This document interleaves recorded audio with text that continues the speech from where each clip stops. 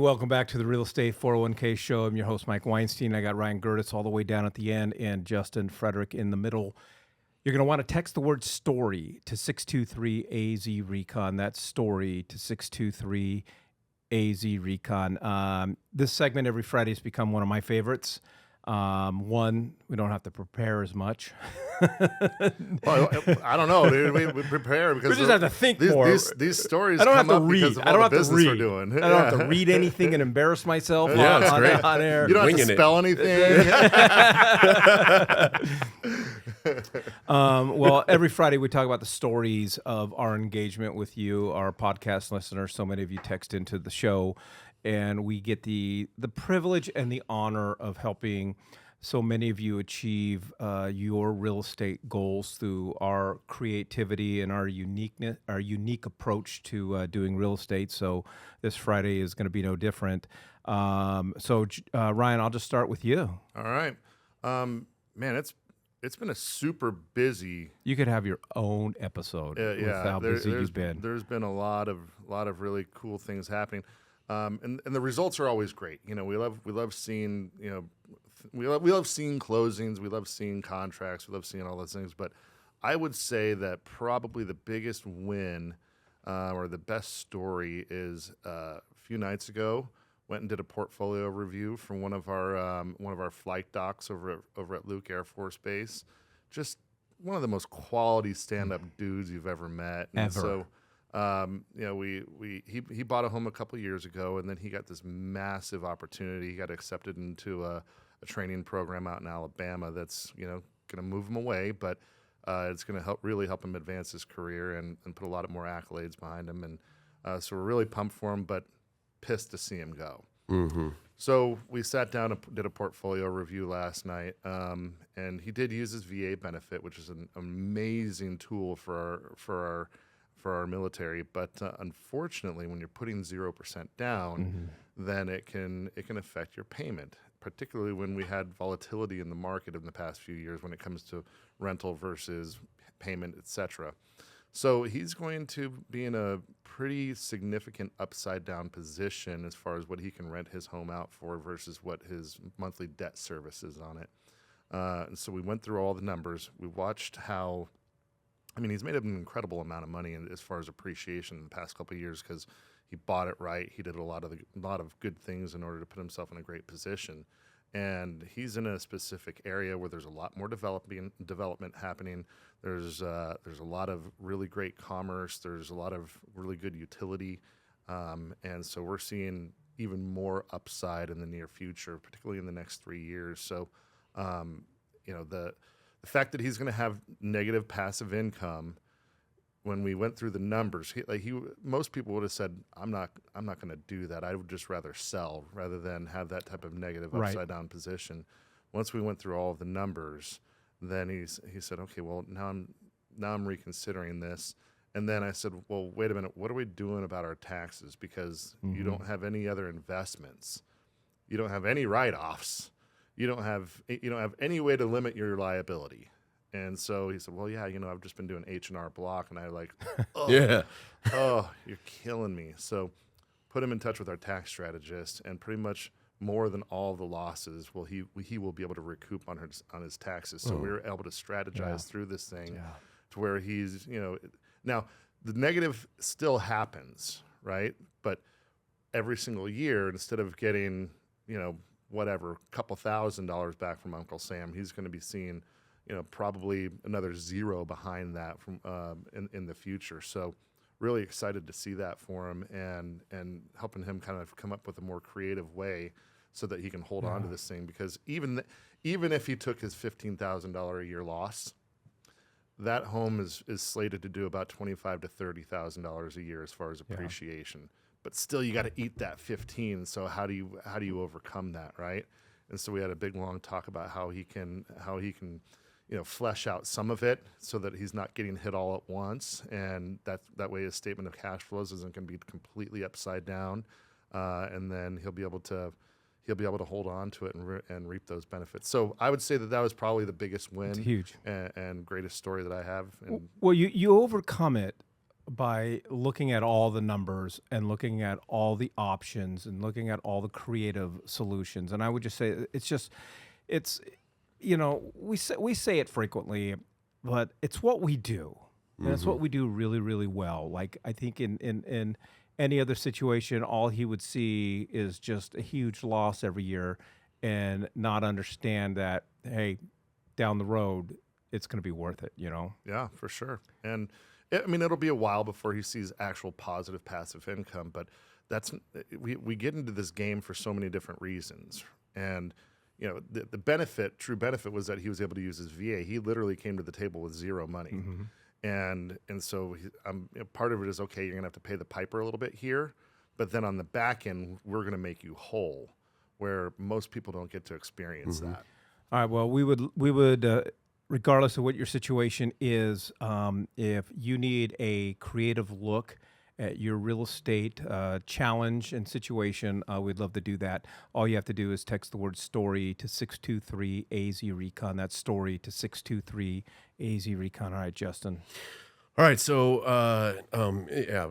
Ryan's story. The gentleman, he's just loaded with energy. He's just like a shining star, no matter where he goes. His energy just flows into everybody. He's a badass, so I'm super happy for him. But I had a client reach out to me Monday, and their agent was trying to push them to use a different lender. They'd gone through everything with them and couldn't get anywhere, so they called me. And I'm super happy they ended up calling me, but I wish they would have called me first. Anyways, hint, hint. They're buying a new house in Fort Mojave. They're trying to sell their house here, and their house has been on the market for 70 days. Their savings is in their house right now, and this new build is going to be complete on the 20th of this month, which, if you didn't listen to Mike's recording earlier, we record this a week in advance, so it's still not much time.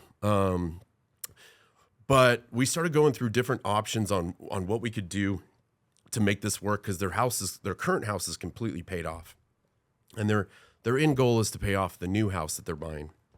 But we have a specific bridge loan that they can use the money, the equity from their current home, and bridge it over to the new home with equity, and only pay on the amount of money that they're borrowing. And it's a deferred payment too. So they're not paying that payment until they sell their house. Sweet. Correct. And so we were able to set them up with a bridge loan, put them into a new home loan on the purchase side of things. And bridge that gap of equity so that they had a down payment. They were able to qualify for both. It barely worked out, but it worked out. And so I'm glad we had the products to help them out, and got to see another client that I've done probably 6 transactions for. And their realtor was just pushing them to go to this other person. So I'm glad she ended up just saying, heck with that. I'm going to call this guy. Oh, yeah. But That's why we push everybody to you. Yeah, bro, appreciate you. All right. Well, I as I mentioned earlier in the week, I didn't do a lot of work last week. So my story is personal. And for our long-term listeners that are very familiar with my son Q, who used to work behind the board. Now there's nobody behind the board, but he got doged out. Yeah. And delegate that to Mike now. Well, I was about to say these 3 dumbasses have figured it out, but I'm the dumbass. Right? We coach. So We support. So he's spent the year going to college in Japan. So I got the opportunity to fly out there and spend some time with him. But he loves to travel the world. So I was really nervous and hesitant about it, because I think sometimes we can be, as Americans, we can be ignorant. And so he wanted to go to Beijing, and he wanted to go see the Great Wall of China. And all we hear, and I'm not saying that we got the greatest relationship with China. I understand what, China's position in the world and what they're trying to do to the country. But when you hear communist country, I don't know what to expect, and I'm not gonna lie. I was really nervous about going over there, but we had the greatest experience. I felt just as safe as I do in any other country like Japan. Got to see the Great Wall of China. I think when we got back to Japan, I think I did 90-minute foot massages every single night for like $50 each. Freaking love Japan. But my highlight, besides hanging out with my son, I get off the subway because I'm meeting him, and I walk out. And, dude, there's a dude selling sake on the corner, like a sake street cart. If you see that, you're not going to not do that. Yeah, you have to do it. Yeah, so it was just it was a really good time. When in Rome. When in Rome. Yeah. So that was my story. Cool, man. Yeah. Glad you got to do that. How was the Great Wall though? I mean, I feel like I've seen pictures of it and things, and I just feel like how were your expectations met? Dude, this sucker, I didn't know this. And Ryan and I were talking about it at lunch the other day. 15,000 miles long in length. And in certain places, it does a circle or whatever the case is. That's, I think, more than twice the amount of miles going from L.A. to New York. So you went to L.A. to New York and back. The Great Wall, I think, is longer than that. Wow. So my math was like, okay, I know how long it takes to drive to my house up in Alaska. Mm-hmm. You got to go there, and back, and it's still longer. And that's insane. Isn't that wild? That's wild. Yeah. So as far as my expectations, you know how you have these expectations of these places that you've heard about your whole life, and oftentimes you go, they don't quite meet your expectations. Like for me, one of them was Niagara Falls. Always wanted to go to Niagara Falls. And it was very impressive, and I completely enjoyed Niagara Falls. But when you get there, there's this sense of like, it's not as big as you think it is. I now know why people go over in a barrel. You think you could possibly pull that off, right? Yeah. But the Great Wall, I bet it looks pretty damn big when you're at the top of the waterfall in that barrel. You're like, oh shit. This is not what I signed up for. But the Great Wall was as impressive and as cool as I imagined it would be, though it was. Man, it was a lot of work because you got to hike up to the wall where we were outside of Beijing, and then you get to the wall, and now you go from tower to tower, and when you're at the bottom of it, every tower you go to, you're going up. And we're not talking about smooth steps here, and they're not built to any kind of code, and it's windy as hell, and so you're getting winded, and you're like, oh my god, I hope I don't blow off this sucker. But dude, it was rough for this big, fat, overweight, white, out of shape guy. But I'm in better shape today. Drunk on sake off the street. All right, well, that's it for this episode. We'd love for you to be part. Whoa, Oh no, whoa, it's whoa, not. whoa. Who's the dumbass? That would be me. It is Friday.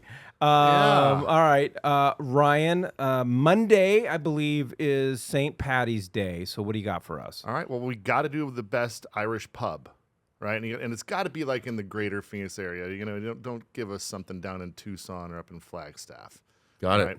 So, Mike, what you got? Well, I would say I'm going to let you start only because that's the only one I know. Well, I only have one. I'm going to let you take it. I'm going to take my other one. Okay. So you can we have this place off I-17 called O'Brien's, and I know that doesn't help anyone because I'm sure there's 32 O'Brien's, but this is like to me, I describe it as an Irish sports bar.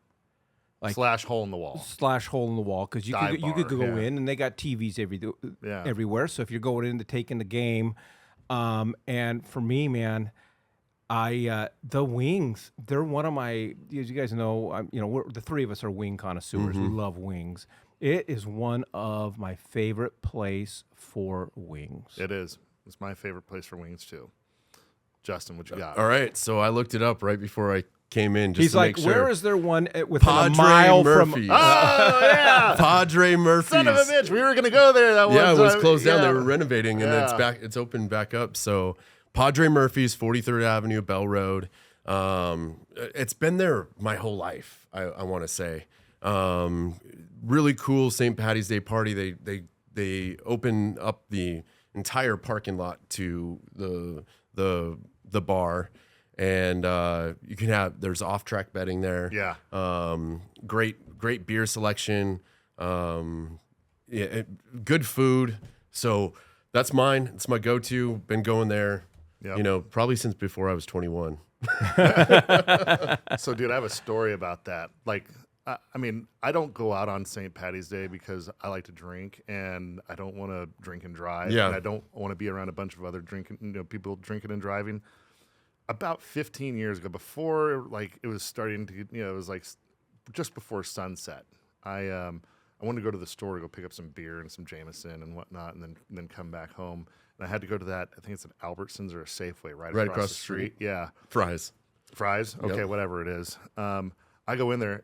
Dude pulls me over, No way. shakes me down for DUI and whatnot. And I'm like, dude, I haven't had a cocktail or anything to drink yet. Like, you're barking up the wrong tree. You're a little too early. Yeah. Give me 15 minutes, dude. You'll be throwing me in the clink real fast. I'm going. Well, I gotta. I have to give like a moratorium type of, or not moratorium, memorandum, or whatever the fuck you want to call it, to O'Connor's. They are no longer around, so rest in peace to them.